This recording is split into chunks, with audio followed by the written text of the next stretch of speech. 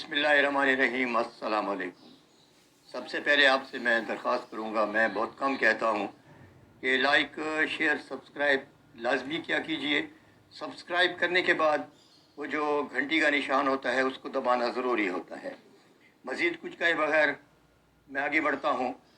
आज का जो व्लॉग है वो हम कर रहे हैं हेमंत कुमार मुखर्जी पर। हेमंत कुमार गायकी की दुनिया में एक ऐसा नाम है कि जिन्होंने बहुत से नगमों की मौसीकी भी दी और ख़ुद भी एक अच्छे गुलकार साबित हुए। अच्छे नहीं, बहुत अच्छे गुलकार साबित हुए। उन्होंने बहुत से अदाकारों के पीछे प्लेबैक सिंगिंग दी, जिसमें दिलीप कुमार, गुरुदत्त, देवानंद और भी बहुत सारे अदाकार शामिल हैं। हेमंत कुमार की आवाज़ में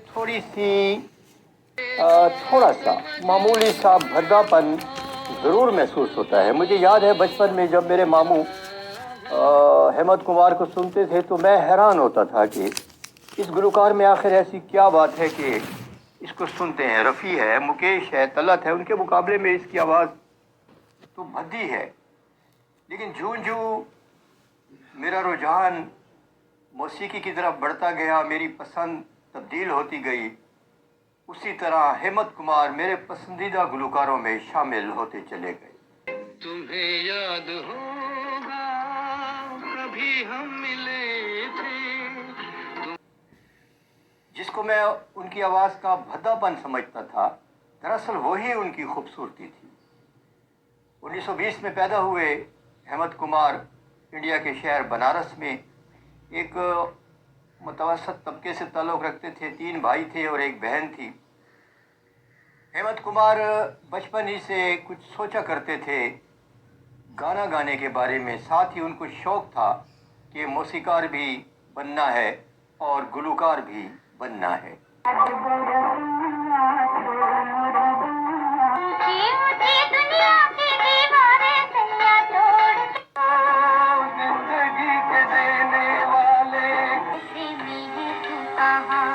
मेरा दिल ये पुकार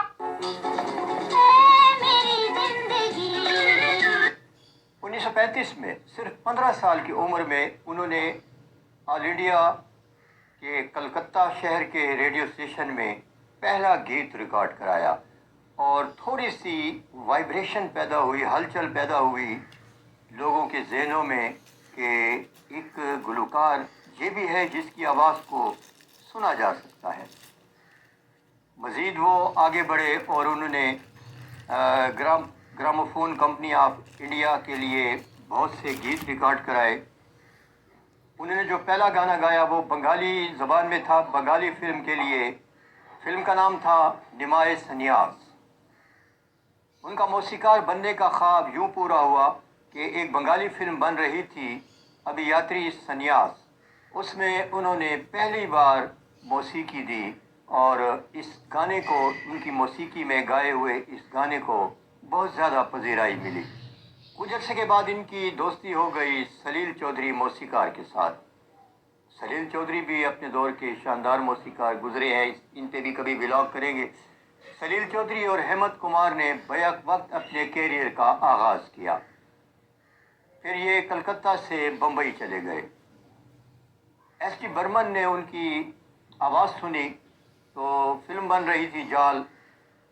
जाल में हेमंत कुमार ने एक गीत गाया। क्या शानदार गीत था।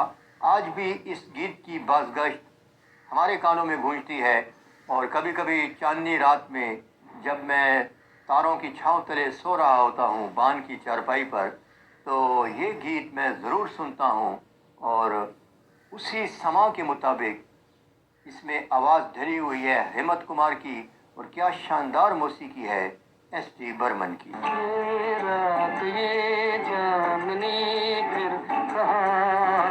हेमंत कुमार के चाहने वालों में इजाफा हो गया, चाहे वो उनकी मौसीकी के रसिया थे, चाहे फिल्म बनाने वाले, चाहे मौसीकार।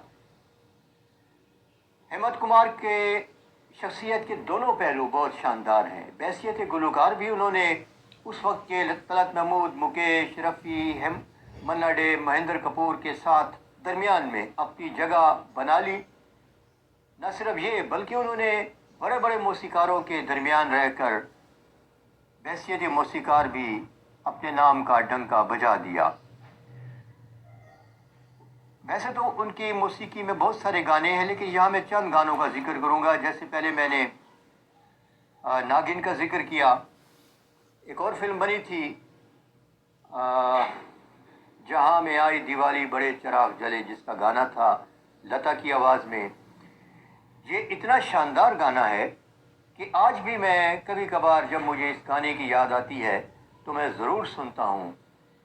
اس گانے میں اتنا سوز، اتنا ملال، اتنا غم چھپا ہوا ہے کہ محبت کرنے والے ہی اس گانے کی